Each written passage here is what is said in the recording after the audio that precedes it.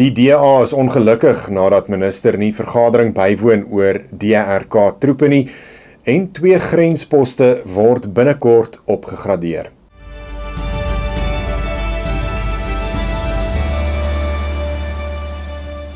Goeiedag, dis vandag die 9de Mei.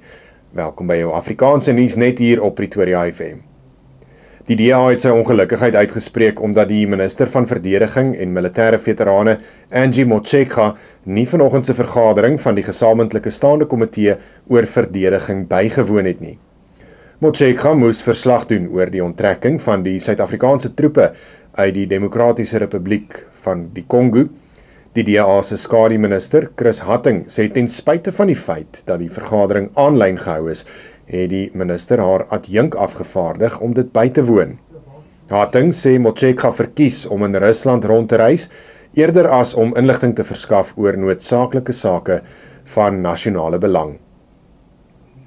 Die minister van Openbare Werke en Infrastruktuur, Dean McPherson, het 'n projek van stapel gestuur om die lewering van infrastruktuur op munisipale vlak te verbeter, deur memorandums van verstandhouding met 3 munisipaliteite in die Vrystaat, KwaZulu-Natal en Mpumalanga te onderteken. Die sogenaamde Neem 'n Munisipaliteit aan inisiatief sal Infrastruktuur Suid-Afrika en die privaat sektor betrek om flink in te gryp en probleme soos swak beplanning, kosteoorskryding en swak werk die hoof te bied. Volgens McPherson is elke ooreenkoms vir 24 maande geldig. Hy sê 'n digitale paneelbord sal die vordering monitor en vinnige reaksie op uitdagings moontlik maak.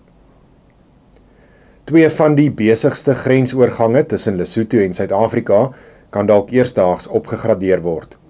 Verbeterings aan die Maseru-brug en Maputswe-brug grensposte word oorweeg na aanleiding van 'n landmerkooreenkoms wat daarop gemik is om handel en reis tussen die 2 lande te vergemaklik.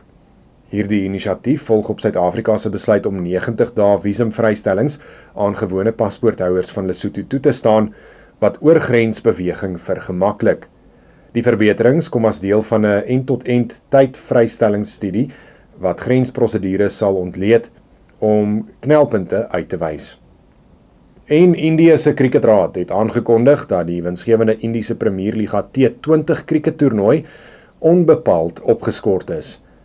'n Bron naby aan die besluit het aan Reuters bevestig dat die besluit geneem is weens die groeiende konflik tussen Indië en Pakistan.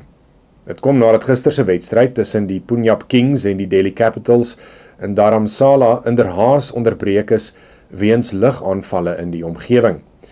Die spreiligte is inderhaas afgeskakel en spelers en toeskouers is as 'n veiligheidsmaatreël uit die stadion ontruim. Dit dan jou nuus vir vandag. Mag jy 'n heerlike naweek verder hê. Onthou om hierdie te deel met jou vriende en familie. Op so 'n manier hou ons dan almal op hoogte oor die jongste nuusgebeure. Van my kant af, totsiens.